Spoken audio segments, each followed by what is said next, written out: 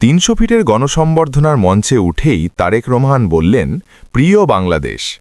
দীর্ঘ ১৭ বছর পর দেশে ফিরে নেতাকর্মীদের উদ্দেশ্যে হাত নেড়ে তিনি বলেন, ৭১ সালে যেমন মানুষ স্বাধীনতা অর্জন করেছিল, ২০২৪ সালেও সর্বস্তরের মানুষ এক হয়ে দেশের স্বাধীনতা ও সার্বভৌমত্ব রক্ষা করেছে।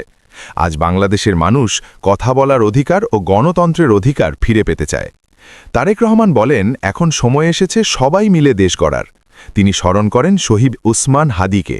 বলেন, ওসমান হাদি চেয়েছিলেন এদেশের মানুষ অর্থনৈতিক অধিকার ফিরে পাক।